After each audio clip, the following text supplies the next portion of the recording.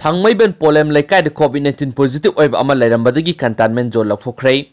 Thengnarubani Polem Laikai the home quarantine tawduna leiba miyoi ama amuk COVID-19 positive oirakpadagi miyam mi paiba poknakhre.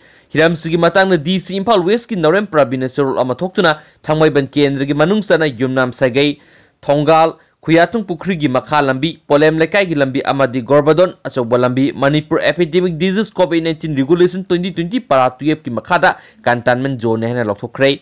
Heiri mafam sing asida kanagumba miyoi institution amadi kanagumba organization gi miyoi singna Containment Zone gi chatna kaulon thugaiba Thengnarubani Indian Penal Code ki matung inna sairak phangani. Oirakliba fibam masigi matangna Thengnarubani United Club na COVID-19 gi matangda mari lenaba singna lakhotliba thabakki mawong mataw adubu yaningdaba phungdokhre. Club adugi president Pratap na Manipur lenga na COVID-19 nagi ngakthoknaba pekhatliba saksin thorang asi mawong maril tadre.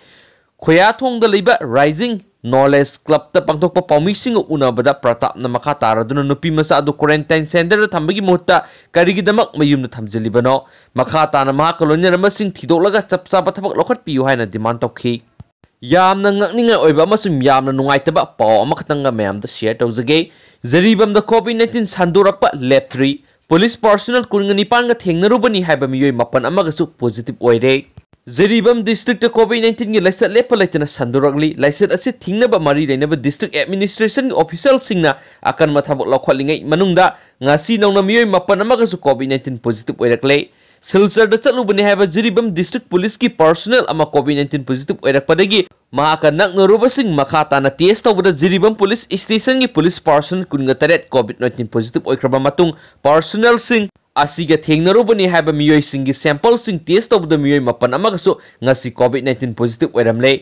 Miyoi sing asigi manungda Ziri police ki SP office ta thabak tawba personnel ama yauri. Positive oiraba miyoi sing asi ayamana BDF amadi Manipur police ki personnel ngaktani. Ngasi nungthil phawbagi oina thadorakpa result da sample sama kunthraga manga test tawbada miyoi mapan asi positive oire haina khangkhibani. Makha tana so awatpa sample singi report asi ngasi athengbada khanglaba yari. Masidasu positive oiba miyoi yarakpagi sang yamna wangi Heiri. Ngasi nongno positive oiraklaba miyoi sing asi Zaribamdagi miyoi manga Kangpokpidagi ama Imphal Eastdagi ani Thoubaldagi amani.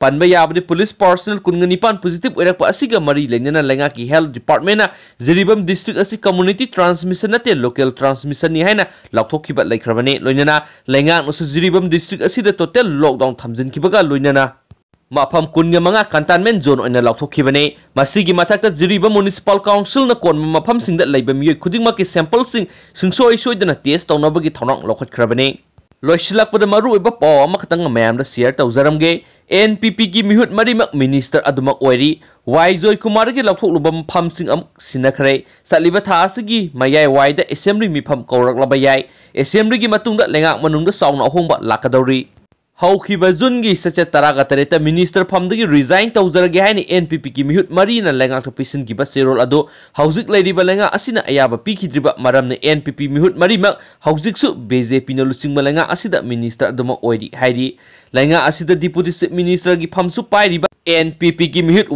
Joy Kumar gi matam khara lakthokluraba famsing ngasi amu hana mahakna pairamba famsing kusinakhre Joy Kumar Kusinakhraba famsing adudi finance, science and technology and economics and aesthetics ne. Chief Minister gi pautak matung ina Chief Secretary Dr. J. Suresh Babu na ngarang thokiba notification amada famsing asi Deputy Chief Minister Joy Kumar da famsing asi sinakibane. Notification asigi matung ina Chief Minister N. Bere na paihawriba famsing adudi home, personnel planning, GAD, vigilance, transport, minor irrigation, tourism, minority affairs, OBC and SC, information technology, mahut, horticulture and science conservation atayna paidaba department singi akhanaba famsing paihawri.